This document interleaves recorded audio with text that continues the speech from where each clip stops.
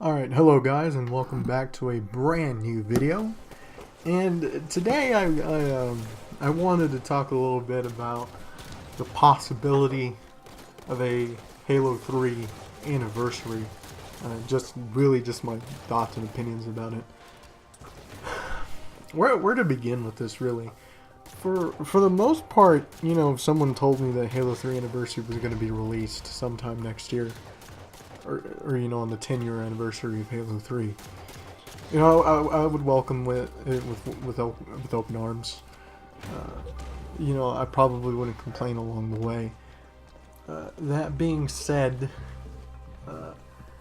I think it's for the best interests in the Halo franchise that we actually stay away from a Halo 3 anniversary. You know, if one takes a stroll back into history, the last time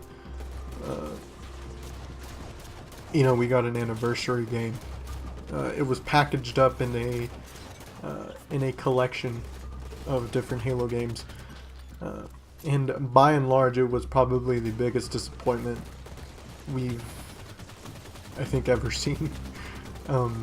It was an embarrassment to Microsoft, so much so that they actually stopped supporting it once Halo 5 came out. That's something new. They usually do a good job of making sure that it works well post new release launch, so to speak.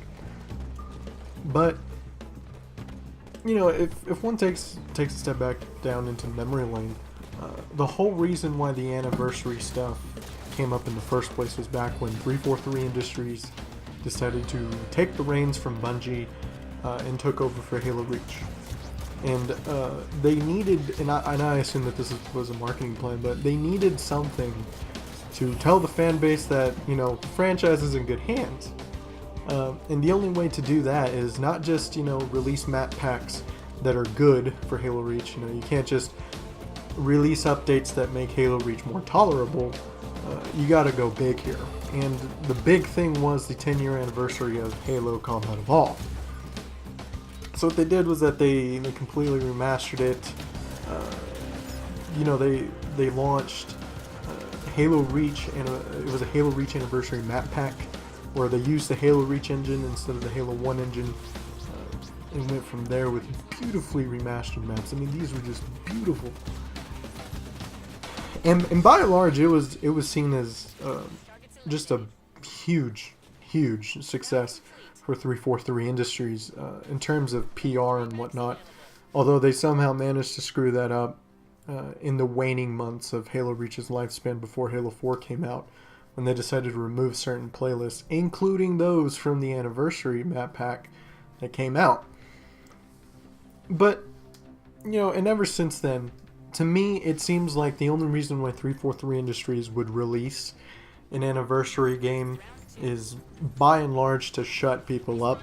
And what I mean by that is that right now we're at that time in a certain Halo game's lifespan where the community is really just up in arms and up in each other's throats.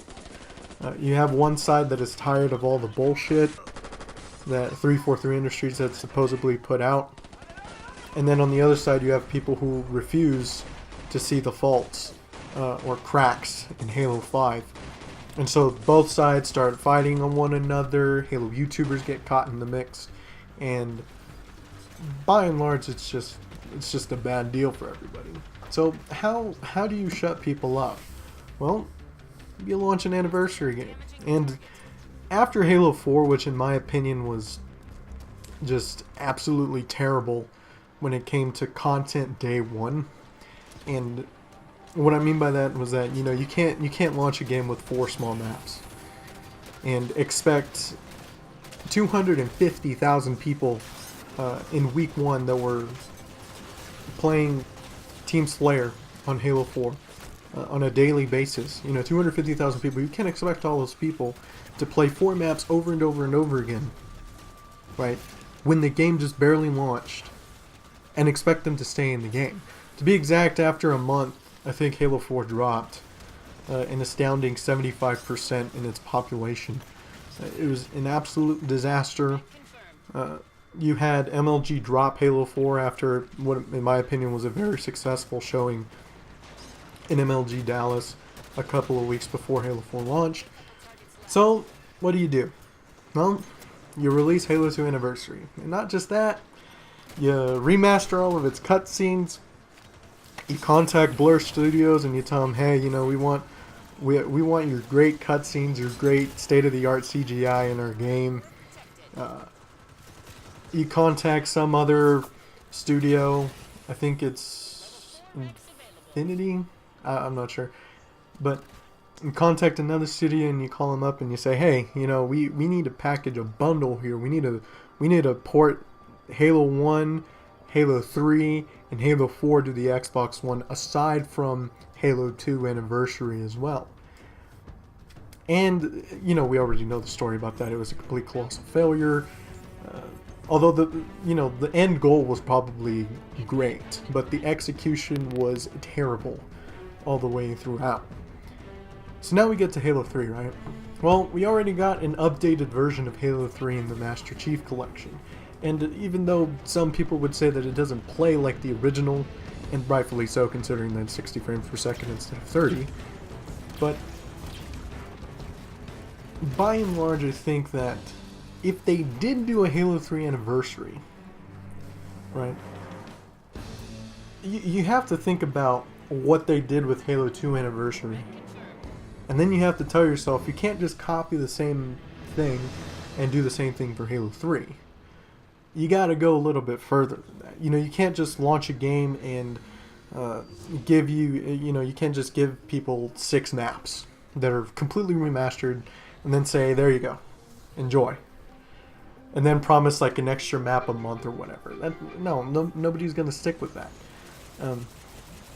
So, in my opinion, if you do a Halo 3 Anniversary, not only do you have to call up Blur Studios again, which probably has their hands full and have probably already done with production with Halo Wars 2, but had to do brand new cutscenes for Halo Wars 2, right? Completely from scratch, right? Not only do you have to do that, but now you got to contact the same actors who did the acting or the motion capture for Halo 2. Now you got to get them in Halo 3.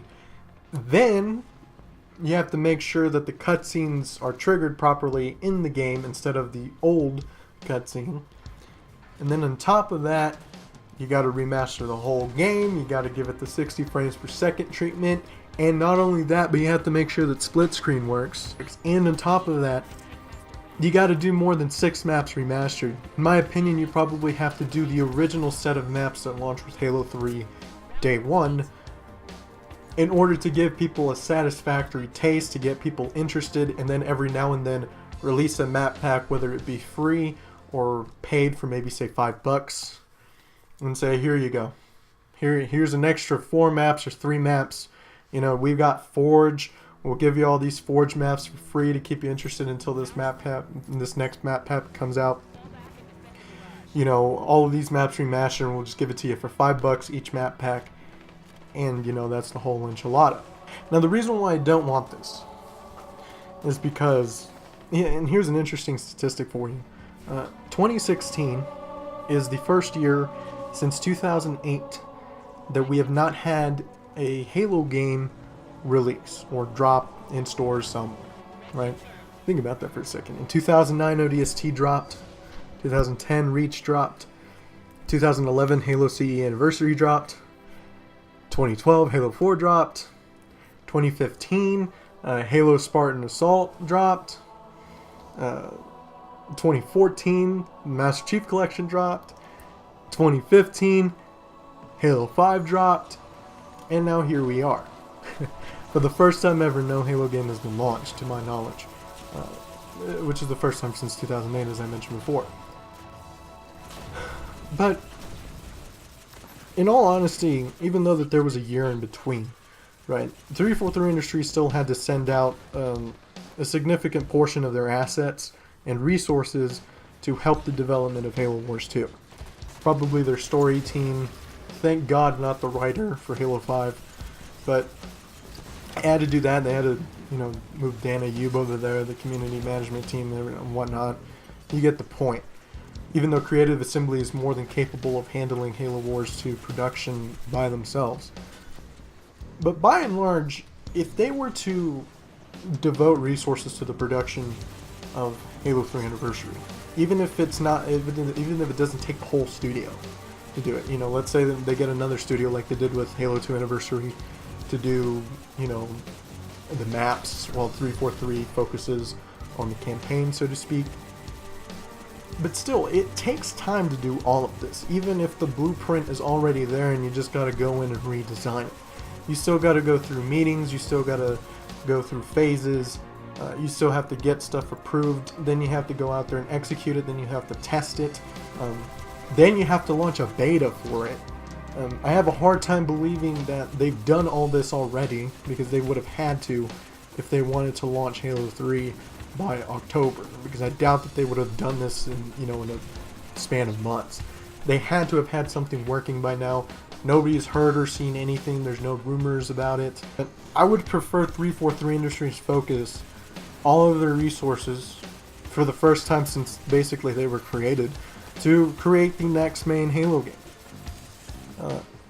Because one can make the argument that had we not have had a Halo C Anniversary, we probably would have had a far better experience in Halo 4 with more content, more maps day one. That way people wouldn't complain about it.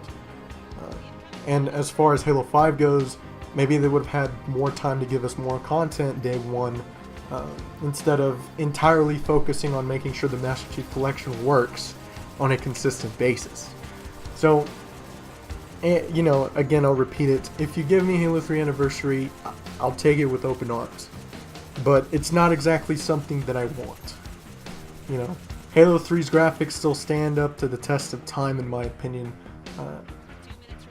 If an indie developer created a game with the same type of graphics that Halo 3 had, people would probably clap and applaud the developer for having such good graphics for being a small developer.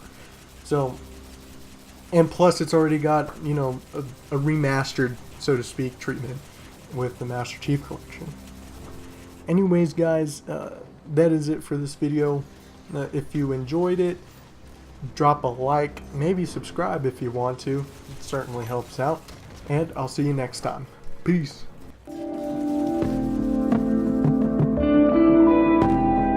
Yeah, got me in this party all up in the zone. Hottest bitties trying to take away my cell phone. Like, come and party, I've been trying to shake you off my mind, but just can't get you off me. Keep it moving, they ain't worth it, yeah, that's what my father taught me. But for now, I'm going through the motions of letting go. Cause my mind's telling me yes, but my heart really don't know. Your heart went dark out of nowhere, yet I still see a glow. So we had the hottest love, why'd you leave me in the cold? I feel wrong for even writing this poem, you don't deserve it. You stabbed me in the chest and took my heart and left me hurt.